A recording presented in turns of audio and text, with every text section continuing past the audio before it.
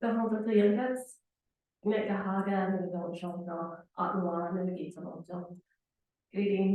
My name is Janis Monture. My Mohawk name is Kahentóktha.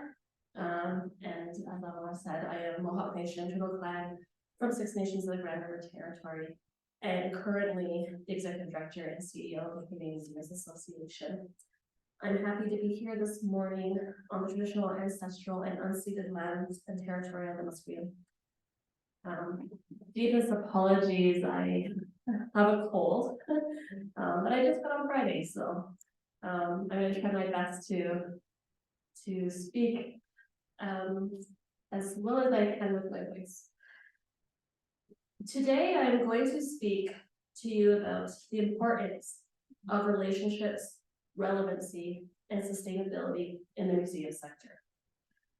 I believe that without these three pillars, the sector as a whole will be in trouble in future years.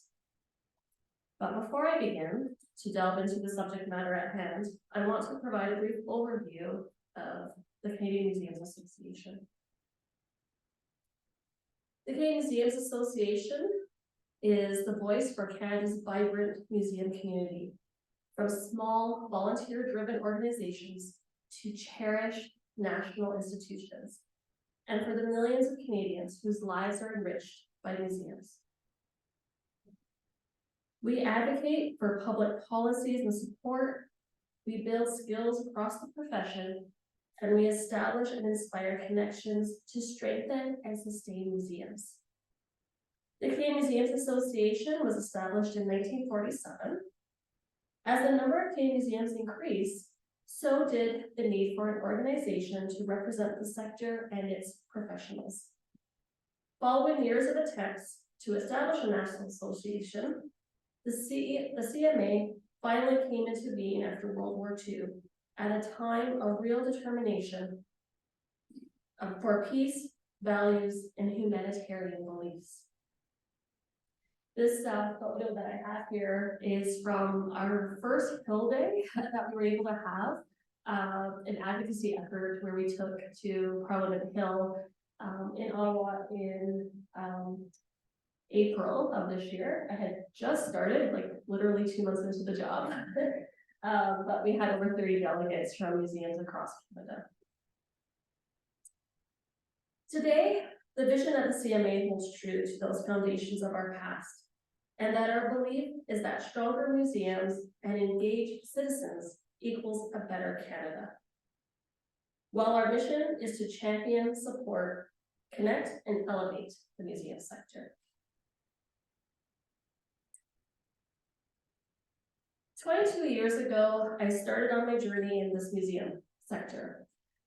I remember feeling elated as I sat down in the classroom of my first museum studies course.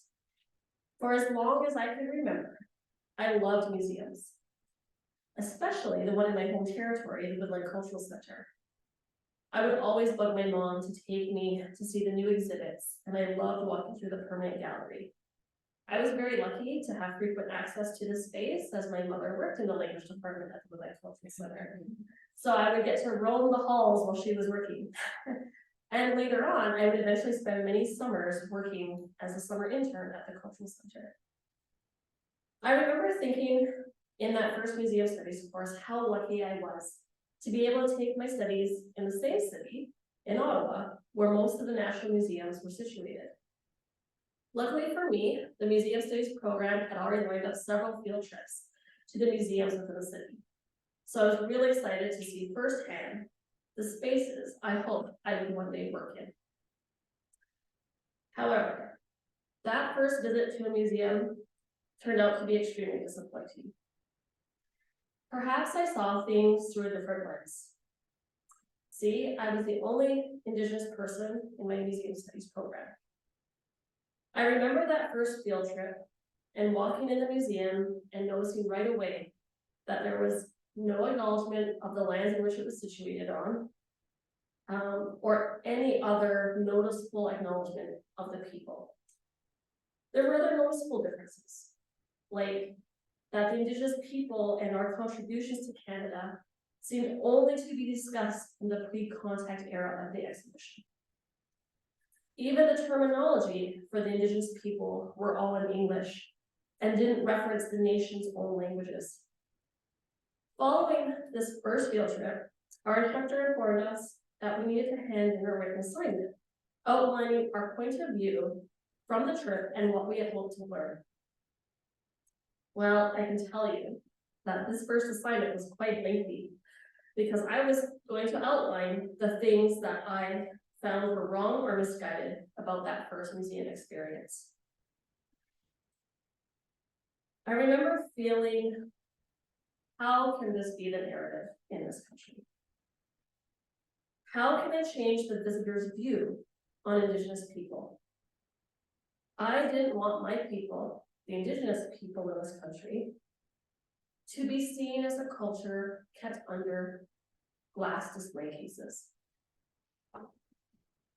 That first and very defining trip outlined how I approached my museum studies program from then on. Everything I did would now have an Indigenous lens attached to it, something I'm sure my instructors were a little concerned about. In our final assignment for the course was a year-long project that had to tie into our 3-month internship of our case. I chose to spend my 3 months interning at the Woodland Cultural Center, which I knew quite well, and it also brought me back into my home territory. I immediately knew what my final assignment was going to address. It was going to be the creation of a sacred and ceremonial collections policy. I remember speaking to advisors, pitching the idea of my final assignment, and I remember the 3 advisors looking at me and saying, "This is far too ambitious, you're not going to accomplish it." And I went, "All right, I will prove you wrong, because I'm going to create this policy." So I spent the next year working with my mentors at the Woodland Cultural Center, Tom Hill, which was one that we spoke about. And I remember pitching to them the idea of hosting and being hosted by them to do the research to undertake this sacred ceremonial policy.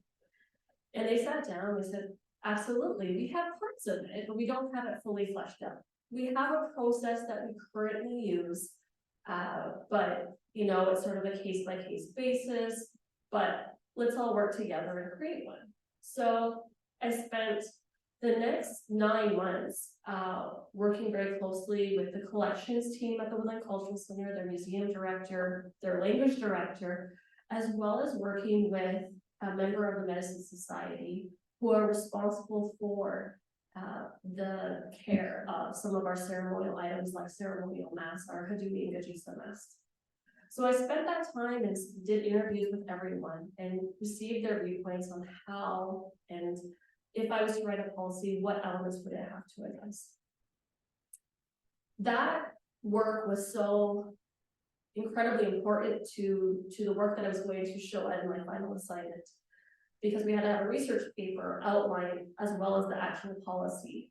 And it was really difficult to take Indigenous knowledge from the viewpoint of community members, faith keepers, medicine society members, and write that into a Western type of policy. And I remember that was probably my biggest challenge in doing this final assignment, was taking that information that I had, some of which I couldn't even write down because of the sacred ceremonial nature, and trying to tell my advisors, I'm gonna hand you something, but there's gonna be huge gaps missing because you're not Indigenous and you don't have access to these Indigenous protocols. Therefore, I can't tell you about all of it. And so what we agreed to in my presentation to them was that I could verbally outline the parts that were missing, that they said that I felt comfortable sharing. It was not going to be recorded, and that information did not have to be written down. So they were able to work with me to compromise on how my delivery of my assignment was going to be done, which, looking back, I do appreciate that they gave me that space to do so. And at the end of it, I presented the work, I presented the policy in my final assignment to my advisors. And I remember them sitting back and thank you for my presentation. And I walked away not knowing what my grade was going to be, because I could already tell they were a little probably overwhelmed with what I presented.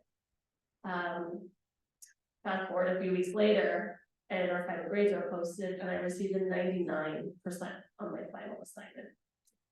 And I remember feeling like, wow, like I think for me, it was more that I was able to do something that I really felt was important, that I felt was a standard that was missing in our sector at that time. That why had we not had a sacred ceremonial policy around Indigenous cultural belongings in this country? Why was a student in an applied museum studies course working on this type of work that had not been previously done to 2003? And I remember the coordinator of our program asking me after my assignment was done, would I be able to give this college permission to share that policy into their collections coursework load following my graduation? And I said, absolutely, I think it's important. And I believe up until a few years ago, they were still sharing the work that I did in my final year. But I feel like, you know, it was something that, again, I always challenged, and I felt like I had to challenge in the work that I did, not just through my coursework, but then eventually in my career. So we fast forward a few months past graduation, and I land actually back at the Woodland Cultural Center as their new executive director. Definitely a role I was not prepared for at the age of 23, but I was up to the challenge. The Woodland Cultural Center was in need of a refresh. The board wanted to find a young and vibrant leader to re-energize the center. Tom Hill was getting ready to retire. He'd been at the helm for 30 years. So they knew that the organization was going to need a huge transition and needed to find someone to take the lead on that. And I was very fortunate. I was able to spend some time with Tom before he left. And under my leadership at Woodland, we undertook several transformative and amazing partnership initiatives. We were able to bring Woodland Cultural Center's name back on the international stage. So we did things like co-present International Indigenous Multidisciplinary Festival. We worked with provincial partners in increasing access to art throughout the province. We did leading research on our Gayafono, our Puga language revitalization work through partnership with Memorial University. We were able to take our exhibitions from Woodland and travel them to Germany and the United States. That really spoke to the importance of Haudenosaunee art and continue to advocate for the importance of saving the former Mohawk Institute residential school, which is on site of the Woodland Cultural Center grounds. And very excited to say that that work is now going to come to fruition next fall when the former residential school will open as an interpretive center to tell the truth of what these institutions did to children, and will open to the public in fall of 2024. All of this work was so important to advance the Haudenosaunee perspectives beyond just our communities and to bring it to the national and international narrative. After serving 16 years at the helm of Woodland Cultural Center, I felt like it was time to pass on the reins to another leader. And in 2022, I received a call that would ultimately lead me to where I am today. That call asked if I would consider a leadership position at the Canadian Museums Association. I was intrigued. I had seen their work that they had done in regards to the Move to Action report, which was a reference to the call Truth and Reconciliation call to action number 67, which really asked the Canadian Museums Association to do a national review of museum policies and best determine the level of compliance with the United Nations Declaration on the Rights of Indigenous Peoples and to make recommendations.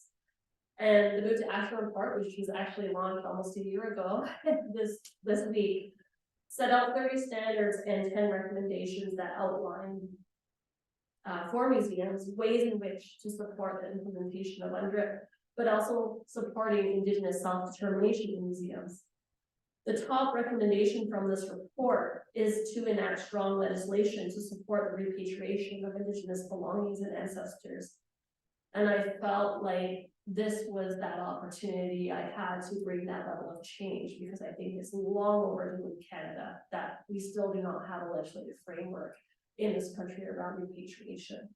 And so that was the reason I decided to take on this position, is to help support an Indigenous partner to bring this legislative framework to a head. So when I began my position with the Canadian Museums Association, I was asked, well, what is going to be my roadmap? What am I going to lead for the organization? And I outlined to the board of directors, I have 3 pillars for this coming year.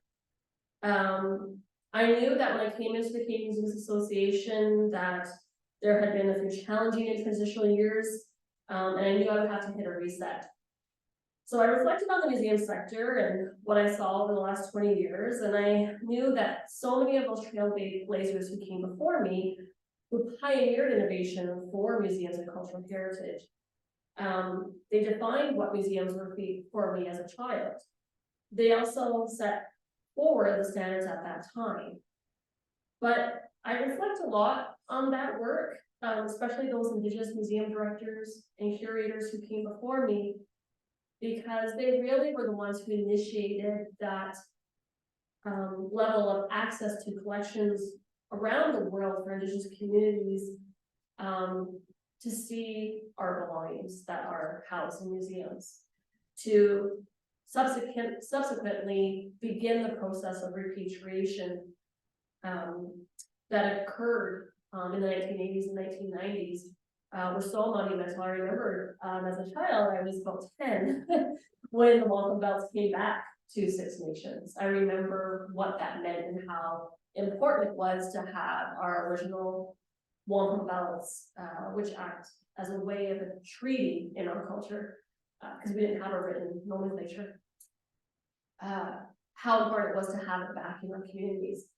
And every year, those wampum belts come back out and are recited to our community members, so that we can have this continuum and this access to that traditional knowledge that was created, you know, when the belts were first created in the 1600s to what it means today. And if we didn't have these belts in our community, we would lose that level of lineage in a way to our traditional knowledge.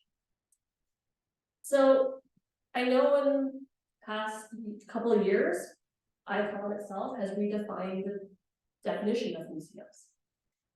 I still myself would like to also provide feedback on that definition, because I think it still needs to be broadened. These 3 pillars that I'm going to talk about really are the roadmap, I think, to strengthening our sector in Canada, and how I ultimately believe the CMA will undertake this work.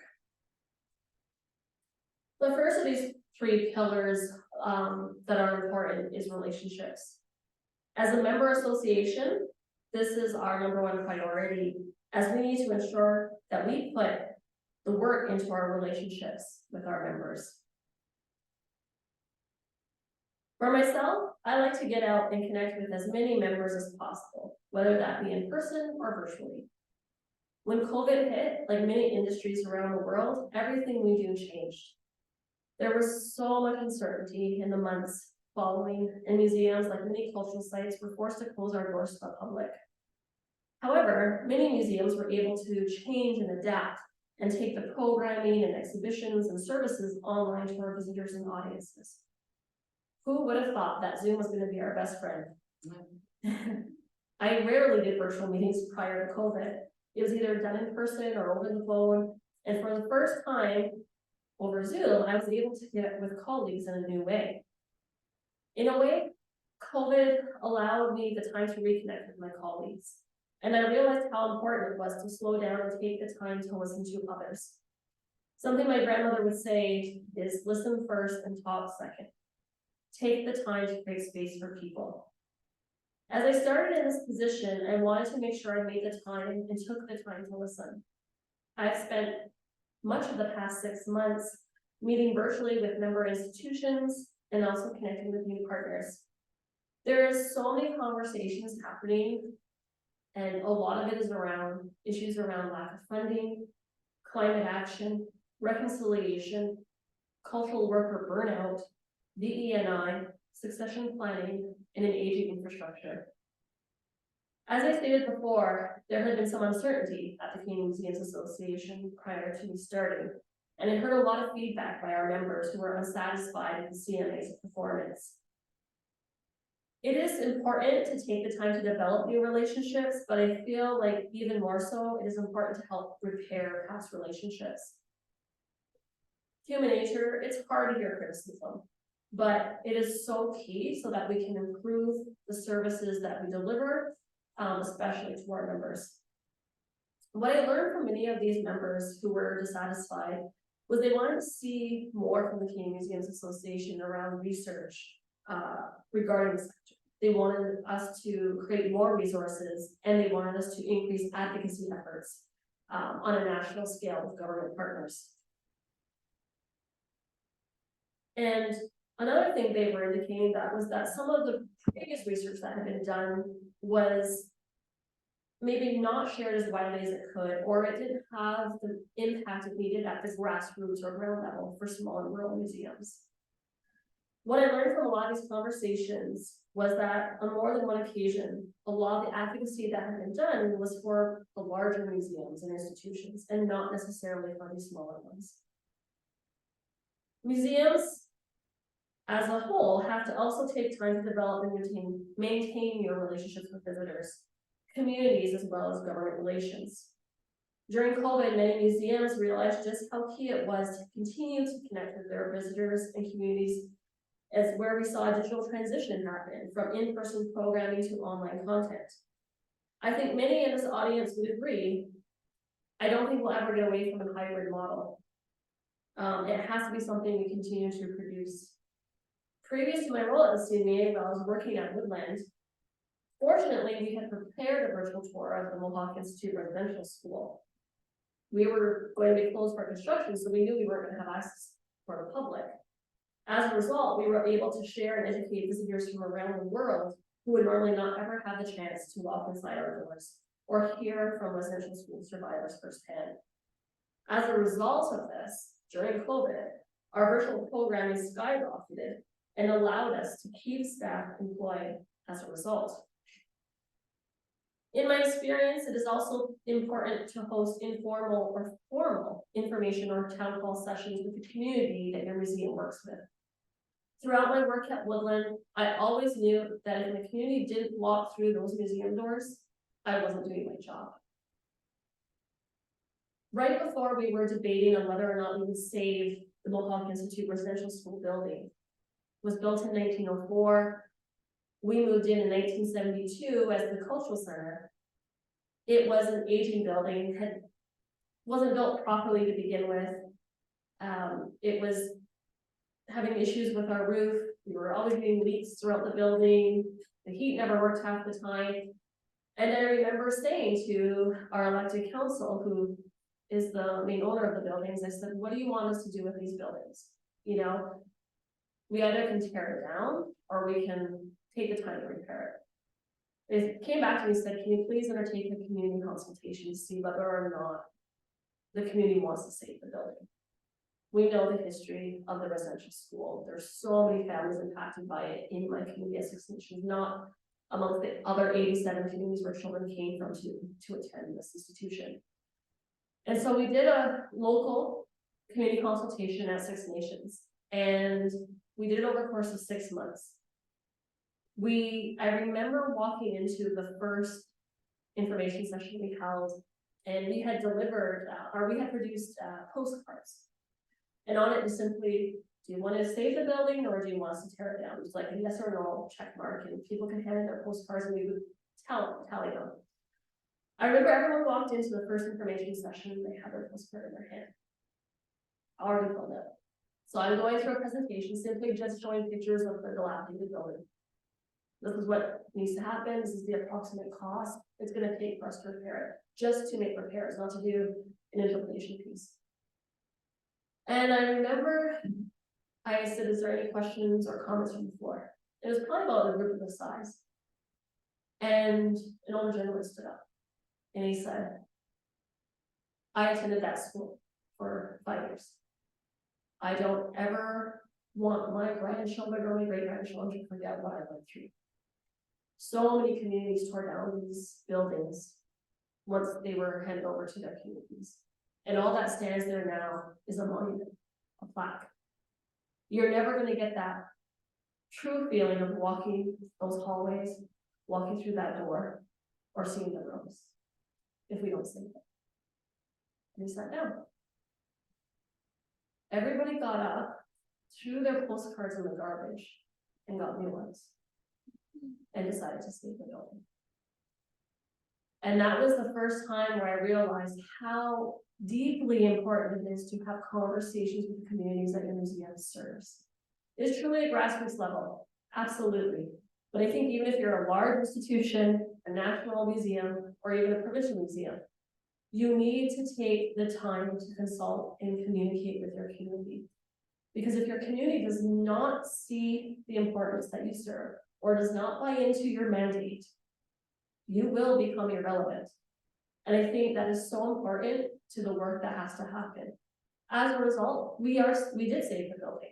We put in $23.5 million that was raised through government and private donors.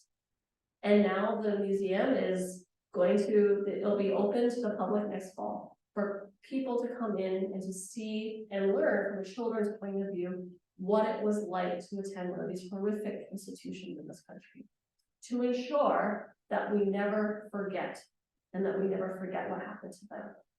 So when I talk about how important it is to have these relationships and to develop relationships, it's monumental. It's really hard to do. As many of us know, relations take time, they take work, they take effort. And that's why I think it was very important for me when I started the Canadian Museums Association to speak to as many member institutions that I could, to speak with the people working on the ground. You know, wherever I travel, and even when I'm here in Vancouver and be out and about visiting museums, because I like to speak to the cultural workers, I like to speak to the leadership, to find out what is impacting them on a daily basis. What are the things that they're finding are challenges, or even learning about their successes.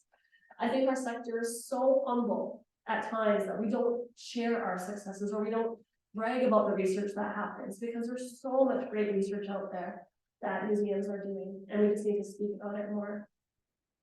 I think one of the biggest things that challenged me when I first started working in the sector was that what was being presented in museums was a very narrow point of view, a very Western ideology. It was a view that was in a narrative that was truly one-sided. We as museum and cultural workers, we need to change that narrative, because the communities we service are so diverse. It is a huge problem when I walk into museums and I only see one sector of society represented. We need to change that, and it is up to us to make that change. Continuing on the importance of relationships, it's really important to remind ourselves the relevancy of museums. In my case, specifically the Canadian Museums Association. This was a question I never asked myself when I worked at the Woodland Cultural Center. I think because when I was at Woodland, it had a long and illustrious reputation. It wasn't a major issue.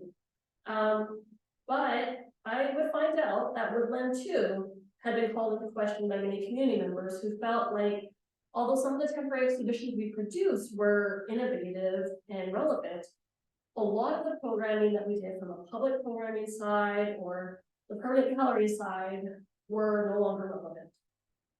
In 2007, Woodland participated in a provincial community outreach program with 3 other art institutions in the province of Ontario to look at how we connect art to community and how we connect artists to the gallery, and to look at doing this outside the gallery walls. We questioned whether or not the programming exhibits we were creating were making an impact in the community and were making an impact with artists.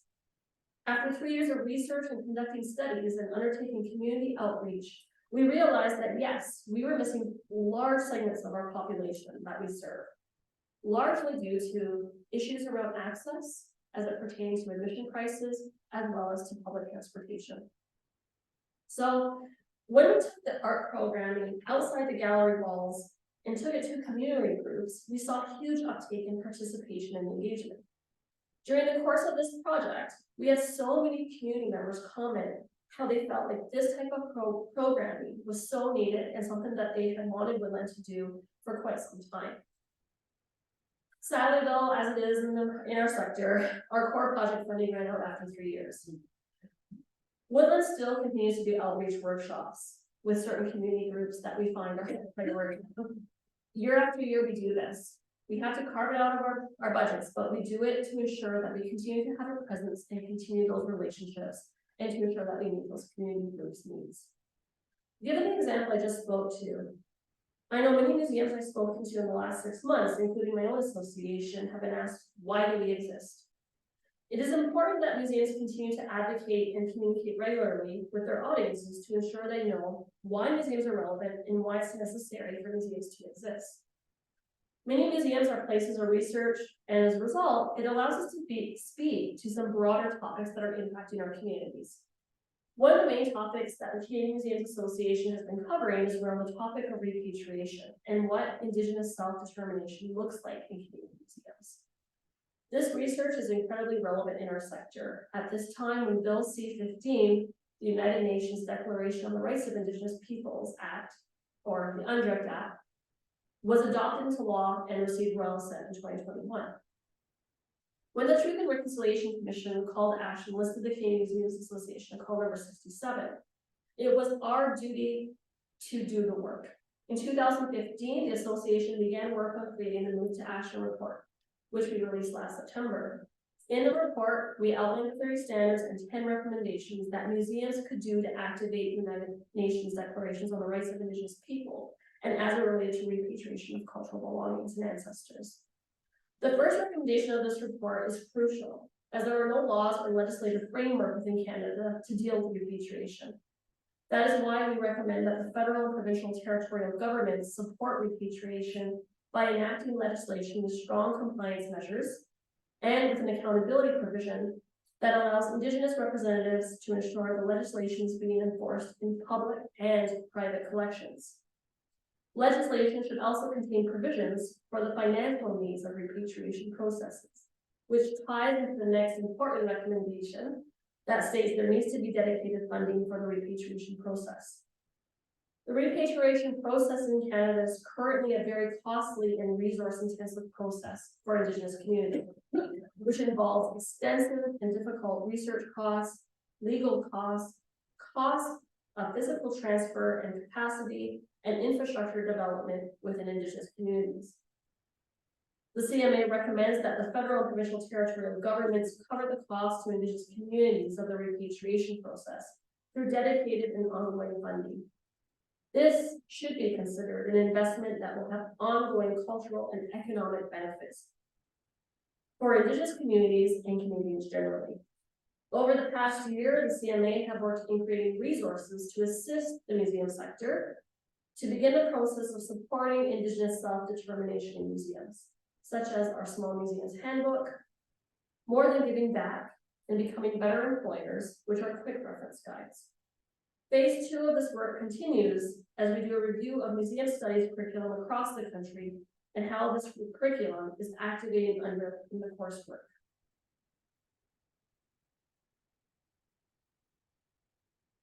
The other piece that we have to discuss when it comes to relevancy is around climate. As we have seen this summer, it's been horrific in Canada with the wildfires and flooding that have taken place. Many museums are dealing with it firsthand on the ground. And this is where we're starting to ask all of our museums to take a look at what their role is in the climate action and climate issues in this country. And you can do this through educational formats, through your education program or exhibitions in museums, but we also look at it from an operational standpoint as well. One of the things that we also undertook in our studies this past year was work around DE&I. And we undertook a lengthy workplace diversity survey study that we did with museums across the country, large and small. And what we found is that most museums, when you looked at their workforce, were in fact, somewhat diverse in their hiring practices. However, what we found was that most of the diversity within the museums were at the very, front of house, entry points of staffing. There was little to no diversity at the senior leadership level. And so what we said is, okay, well, this is still something that we need to work on as a sector. If we want communities who we represent to walk through our doors, there's still going to be a barrier because they feel that their histories, their stories are not represented, because those people making those decisions at the leadership level are not coming from these communities or this diversity that we want to walk through the doors. So we said there needs to be further research done. Why is this happening? How can we improve this? One of the things I have been a part of is a BIPOC fellowship that was started 2 years ago. I'm on one of the founding members of it. And one of the things we said, okay, why don't we start a fellowship program where we mentor mid-career social workers into these senior leadership roles with the supports that are necessary so that they have a voice, that they feel supported in the work that they're doing. Because most institutions, whether you like it or not, are colonial and have these colonial structures put in place to make you fail if you're not from that primarily Western dominated white population. I said there also is a consideration that needs to be made, because as someone who went into a large organization that was not, very Indigenous facing, what happens is that I'm the one Indigenous person on staff, and anything that was Indigenous came directly at me. I have a background primarily situated in the culture that I was raised in. I cannot answer someone's question about, the Musqueam people from BC, because I'm not from that culture. There's hundreds of Indigenous nations in this country alone, not talking about including the United States. So when you're asking about our Indigenous perspective, and I'm the sole Indigenous person on staff, it's not a fair position to be put in, because I'm not going to have the answer to all of that. I can maybe ask colleagues, I can maybe get different points of view, but that weight of responsibility should not be put on one individual. And so we talked a lot about that, and what does that mean, and how does this person in these positions, how would they be supported from the BIPOC perspective. Another thing I brought up was, let's talk about also the gap we are going to create if we take a leader from, say, the BIPOC community and put them into a mainstream cultural institution. I have seen this, I have done this.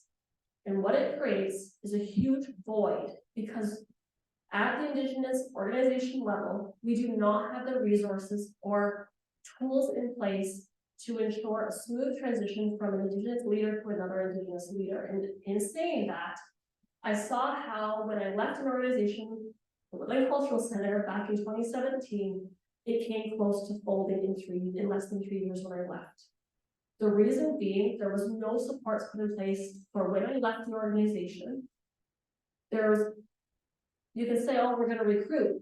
From who? Because there's very few Indigenous people in the cultural sector who have the senior management experience to lead an organization of this size.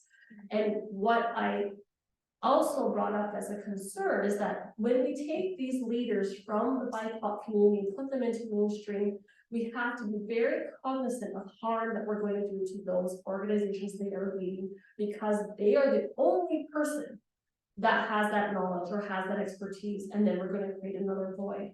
So what we're saying to mainstream is like, yes, you want to appoint an Indigenous curator, or you want to appoint an Indigenous CEO.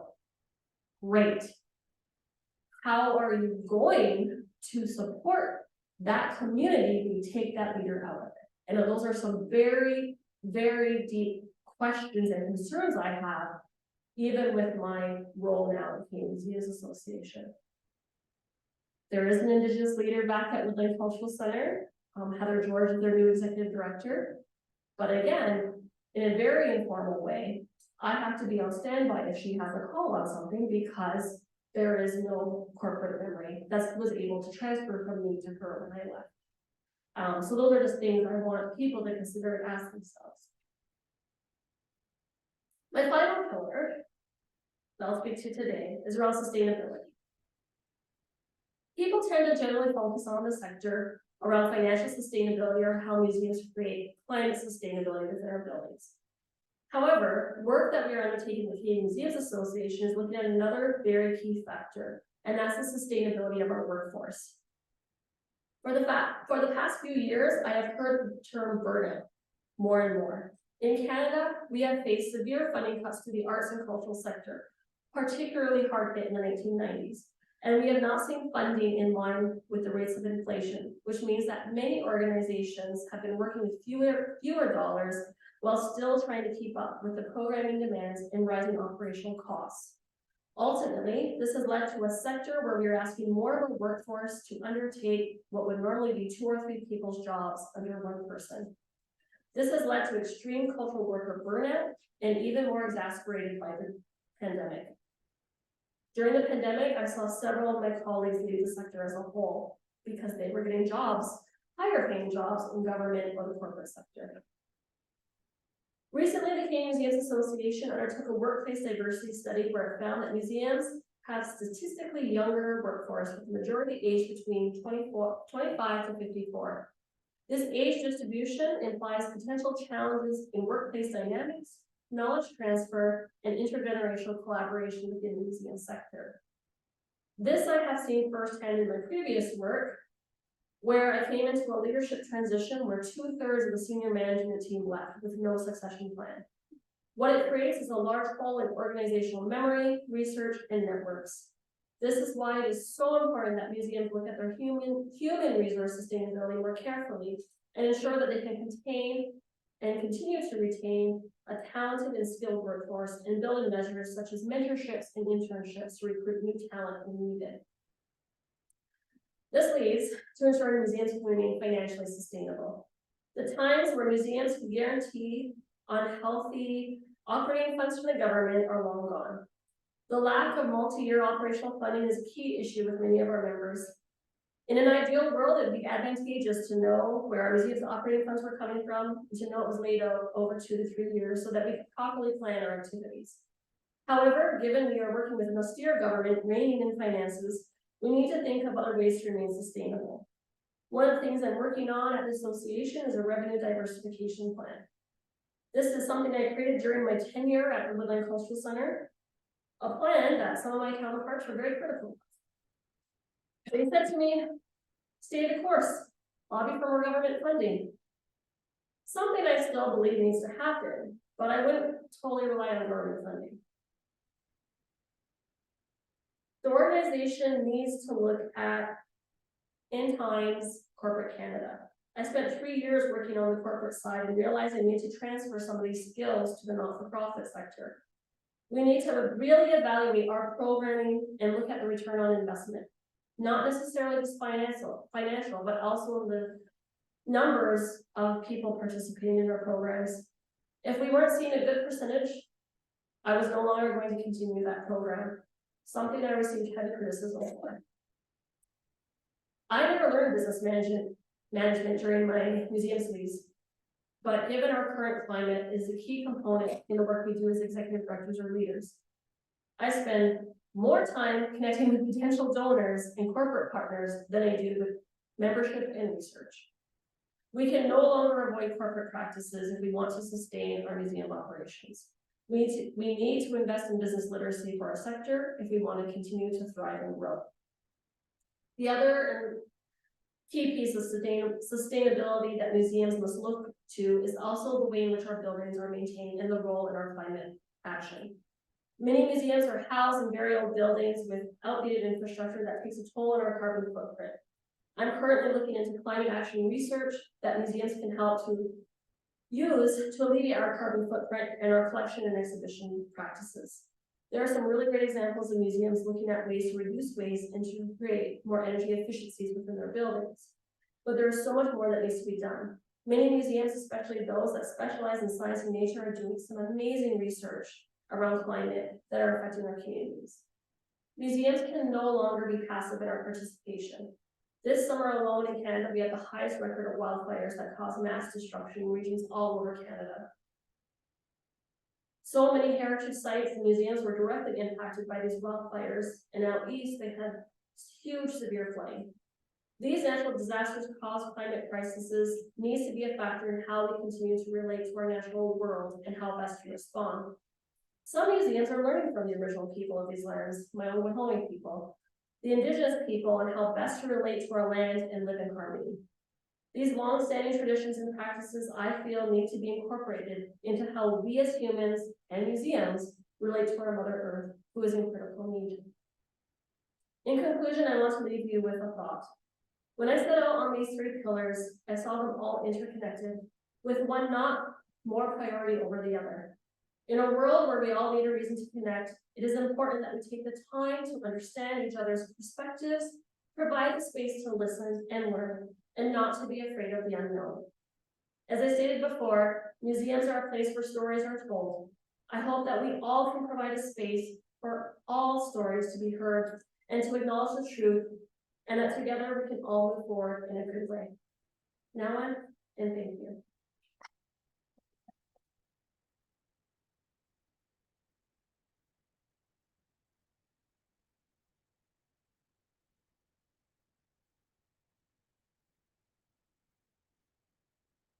Thank you, Janiss. You've got a mic there. Are there any questions? Short questions, please, focus. Bringing them on.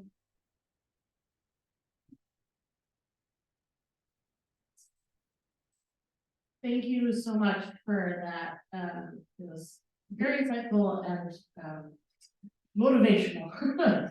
I did have a question about, sounds like you guys took the A out of DEAI, and you say DEI. And I'm wondering if you guys are doing that consciously or.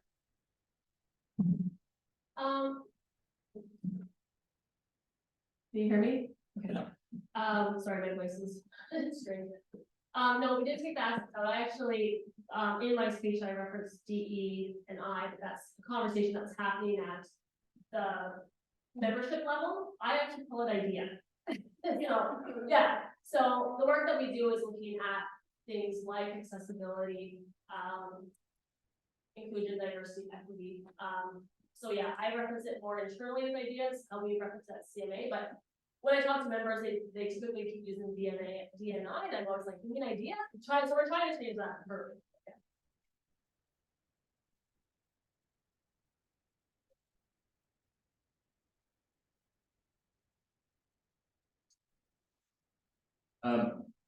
Hello, can you hear me? Good. So one thing I found interesting, one of the many things interesting out of your wonderful presentation was your discussion regarding sustainability and financial sustainability. So I never studied business or business management. So how difficult would you say the learning curve is for someone who is seeking to learn more about museums and how museums function when it comes to the more financial side? That is a reality that we need to discuss. Yeah, I definitely think it's a huge issue, and it's definitely a learning curve. It took me a few years. So when I first started in my position at Woodland, I found out really fast. You're having meetings with auditors and they're throwing all this financial verbiage at you. You're like, what is this? And I'm like, I didn't know what this was. So I went back and actually did management courses, business management courses to be able to understand. So it took me a few years. I did everything from financial management, accounting, to human resource and risk management. Really the key pillars of business management. Something I still, I read still a lot, I learn a lot even to this day. But it is something that does not come easy, especially to someone like me who did not do well in math in school prior to graduating. So it took me a long time to learn it, but I was very fortunate to have mentors from the corporate side who would spend time with me and say, listen, you need to understand this because like anything, it's still a business at the end of the day. You still have revenue, you still have expenses, and you have to make sure it balances. As not for profit, yes, you want it to be balanced out, but you still need to build in healthy reserves, for example. When the pandemic hit, if I did not have external reserve funds set up, we would have gone under, just from a cash flow perspective, because we weren't having people walk through the doors. So these are things that absolutely, it's a learning curve. It is a steep learning curve. But I think that if we don't start incorporating business literacy into museum study programs, is a huge issue. Which is why, in a lot of the larger institutions in the country or in across North America, you do tend to have people who don't even have museum studies backgrounds. They're coming from a business sector, they come from a corporate sector, because at the end of the day, it is a business. And I think if you're looking at it, from my perspective, I came from a grassroots organization, one of the largest run in the country, but still very much at a grassroots level, medium-sized museum. That we weren't. Like when I started at Woodland, we were in huge deficit. I remember walking in my first day, I had meetings with lawyers, I had meetings with our major funder, going, you need to develop a deficit reduction program. And I'm like 23 going, what is that? I have no idea what you're talking about. And I literally had to seek out help to be like, okay, how do I even create a deficit reduction program? How do I even meet the objectives of my main funder? Like, there were all these things that I had no idea. And believe me, there were several times that I was ran to the door and was like, I'm out of here, I'm not doing this job. Like, this is not for me. But I was so committed to the work that we were doing that I was like, okay, I will learn to do this. But it was definitely something that if I had not done personally, I would not have helped the organization I was with. But I think it's definitely something we need to incorporate.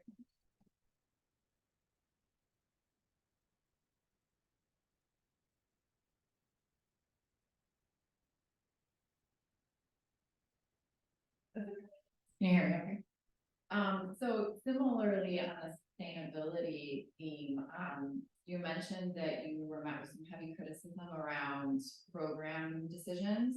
If things weren't sustainable or if you weren't meeting certain goals, you were making cuts. How do you look at the balance of breadth versus depth? Something that we so often run into in museums. How do you measure the quality of an experience over the revenue or the numbers of attendees? And that's so difficult to measure if you're doing a short program or if you have funding to do a study. So I'm curious to hear how you were able to balance that, or how you chose to look at that in the sustainability pillar. Yeah, definitely when I, even at the CMA, I look at our mandate and I stay really true to our mandate. There are times where I think funders put us in positions where they're like, you need to create a program because we're making the money to do so. Sometimes I will turn down that funding because it's outside of the mandate of the organization I'm working for. It ends up being more work with little to no return. And, I create problems and I've learned this over the years. I create problems with my team because they'll be looking at me like, we don't have time to do this. I'm like, yeah, but we got like $50,000 to do the work. And they're like, it'll be done in 6 months. And they're like, who's doing the work? And I'm like, you all? And they're all like, they'll give me this look like, okay, but we can't guarantee that it's going to have an impact that the funder wants or that will even make the connection to our community. So there were times where some of the programs that we were running at Woodland were ending year after year. People were expecting us to do it. And there were some annual programs I cut because they weren't having an impact in community. They still met their mandate, but community members weren't coming out anymore. And I said, well, is someone else in the community doing this better? And again, I would look at, do a little bit of an environmental scan of the other organizations in the community. And I'm like, okay, well, health services is now doing this type of work. Let's let them do it. we won't do this anymore. And I remember some of my community members who were faithful and come to every event we put on and every interesting every program, and they would be like, how come you're not doing this anymore? And I'm like, well, health services does this now. I don't need to do this. And they're like, oh, and then even some of my team were like, but we always do this. And I'm like, but just because we always do doesn't mean we have to. So sometimes it's just really looking at things. How I look at things is if the community doesn't buy in, or if your audiences don't buy in, why are you doing it? You know, if it's research based and it'll have an impact to improve the work you're doing, I say investigate it, but then really look at it post project and be like, was it worth our time? And I think that's where I ran into some heavy criticism from some of my team, but also some of my colleagues who were like, you're making decisions based on financial. I'm like, no, that's one piece. I look at it from across the board. But you have to look at it, I think, very much from the community's perspective. Hello, I'd like to shift back to the relationships pillar. You spoke about obviously the importance of building community relationships, and as communities and building those relationships takes time and effort. The museum can't just have an infinite number of relationships building. So do you have, or how do you specifically prioritize those communities that are most important for, because you mentioned this prioritization? Yeah. It's a tough one to ask because it's definitely one of the ones where I think we look at it as a whole from the organization that certain relationships we create can have, I look at it as what's going to be the most reciprocal, I guess I should say. What's going to be the most reciprocal relationship? Because a lot of times some relationships can be very one-sided. And I think it's really important when you're looking at developing relationships that it's a very reciprocal one where you're both equal partners in developing either a program, or you're working together on a special initiative, or you're undertaking research together. It's really tricky to prioritize them, but definitely I look at it from a reciprocal point of view. Woodland had very many relationships where I would say I think we were being used because of our Indigenous perspectives. And some we were like, well, if we partner with this person, they have more of an international voice, they have more of a national voice, maybe it'll elevate our stature. And those never really panned out. So I think you have to really look at it is, do we both get the same out of it? And do we have the same shared values and same objectives? And some, when you're looking at developing relationships, sometimes it's looking beyond your normal relationships. We know there's a number of sectors, a number of communities that are underserved. And so it's really looking at how do we get those voices heard? So that's important as well. Hi. Hi. My name is Shayna, and I'm actually the new Director of Research at the Canadian Museum for Human Rights.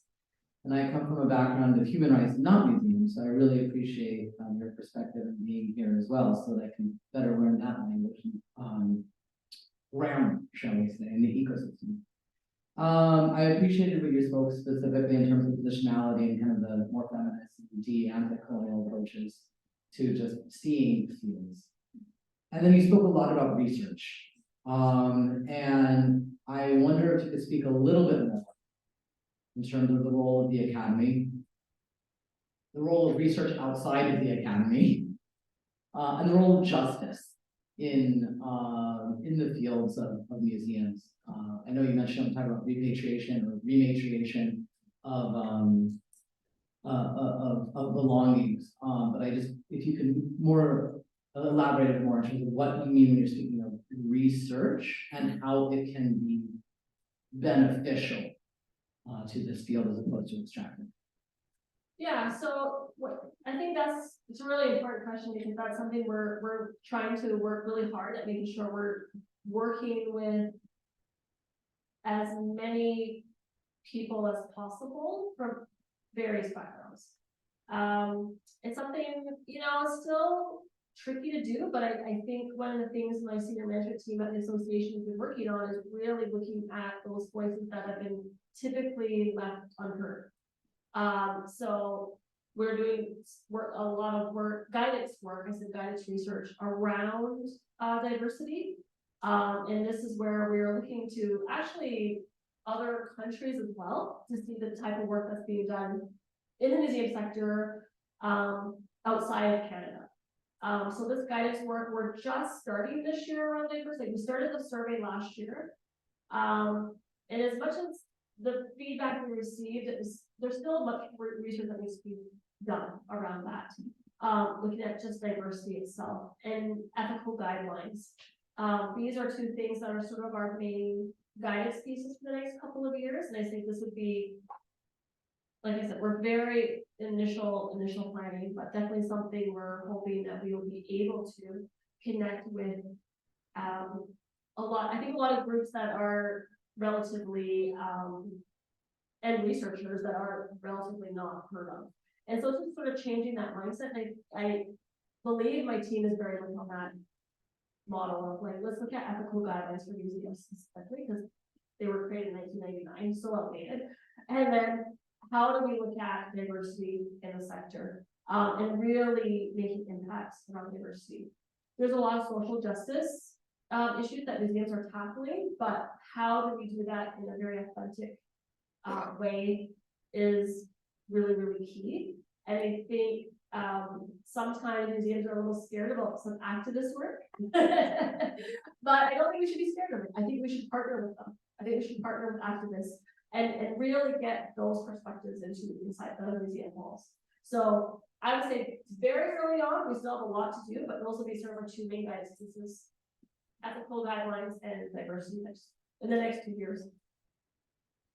Okay, one more question. Right in the front. Yes, first of all, thank you for a very enlightening talk. I really appreciate it. My name is Sandra Scarate, and I am here with the Denver Art Museum. The question I have is that the museum that I work with is a large museum, a large public museum. And over the last 4 or 5 years that I've been there, it's been one impressionist show after another. No one.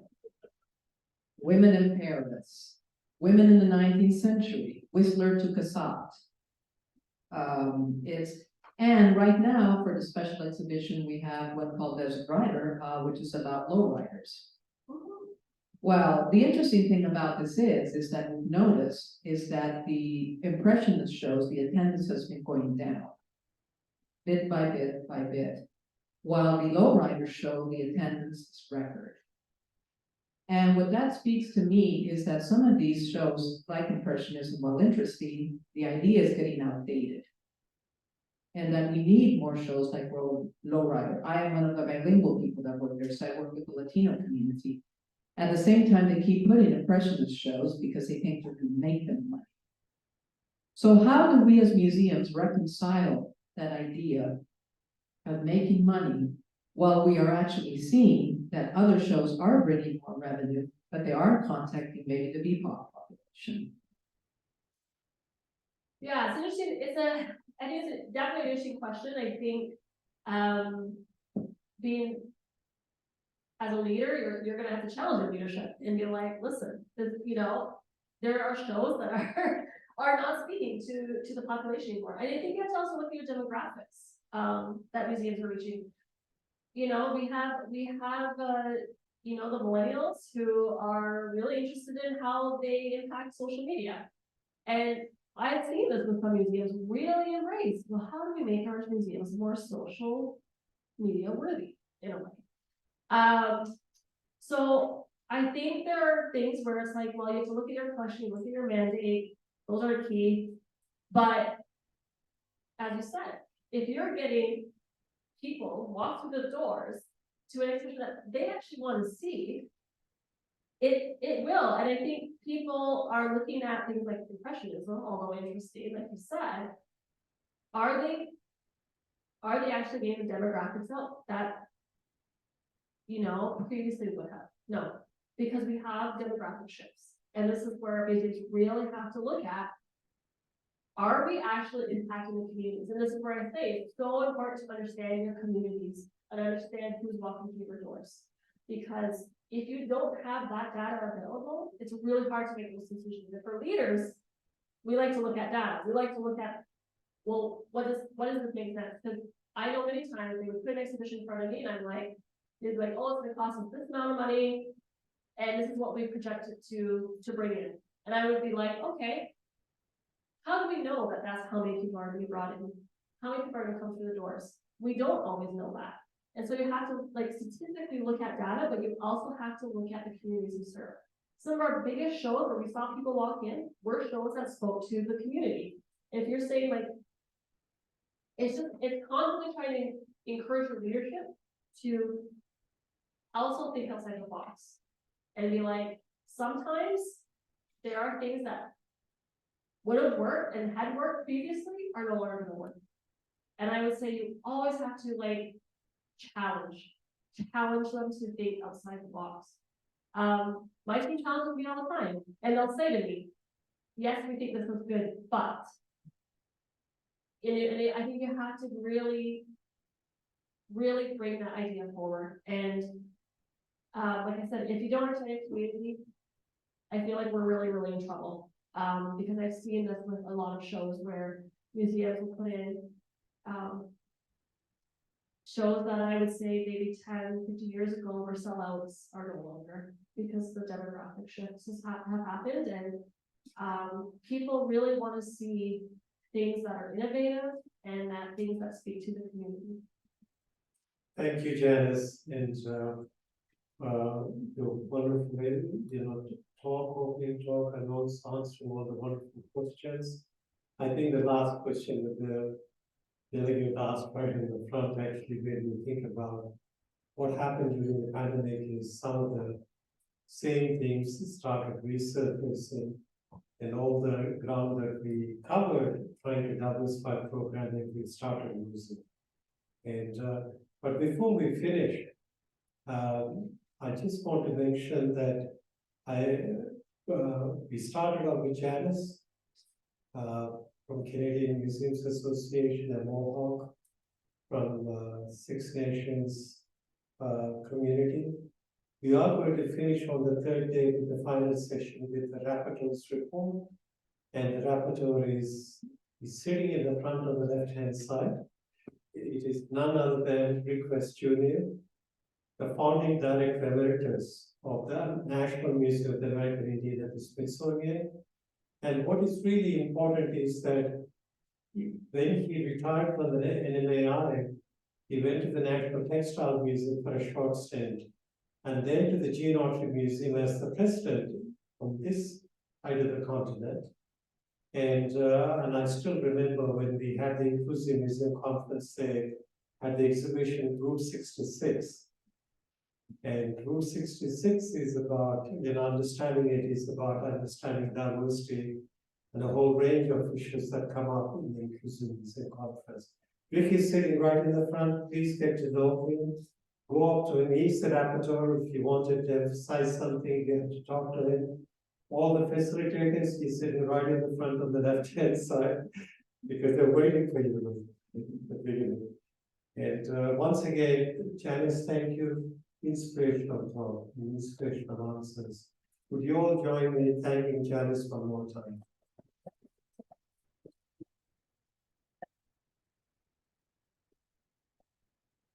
How is the coffee break? After the coffee break is are the talking circles. I cannot emphasize more how important talking circles are. This is, you actually make the connections. As Janice was talking about relationships, it's about relationship building. That's what talking circles are about. Enjoy your coffee and tea, whatever, and see you around.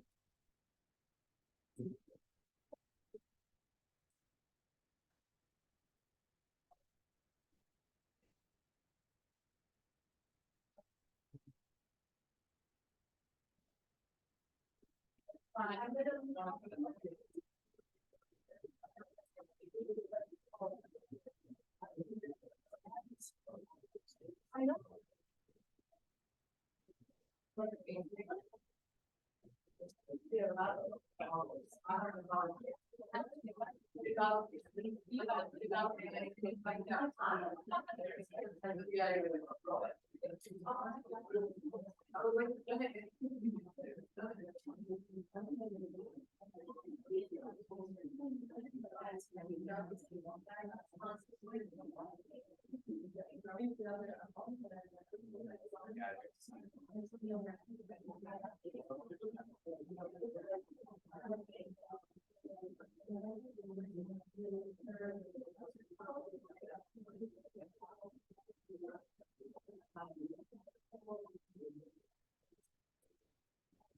Honestly, thank you. Oh, goodness.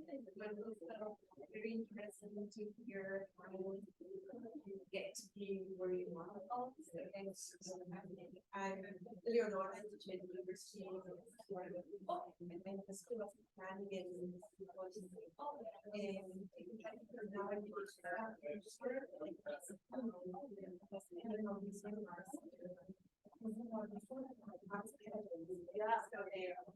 working on these.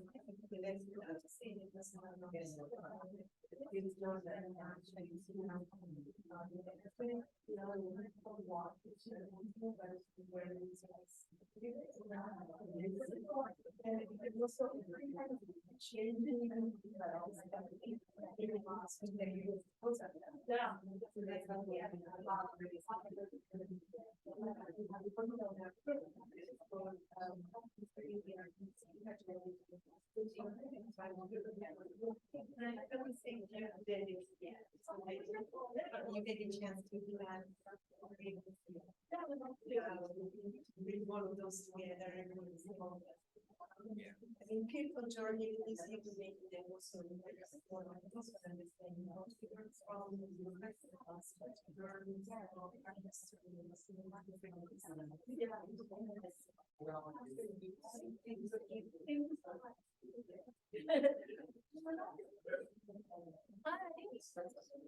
Oh, thank you so much.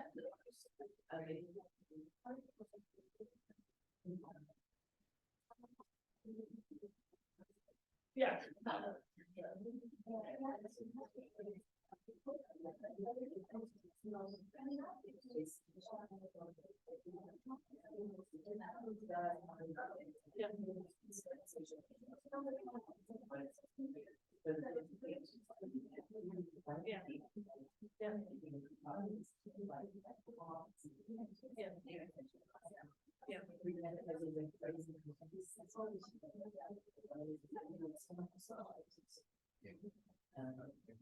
And the period is, I work that.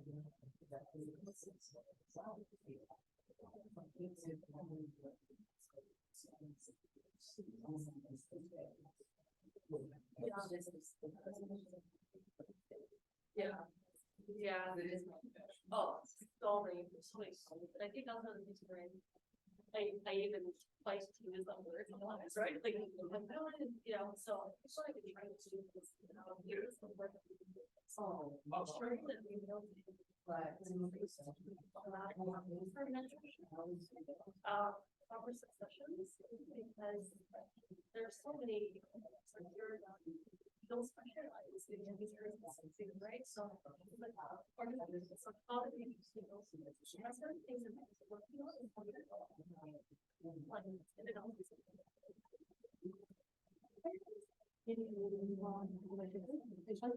Yes.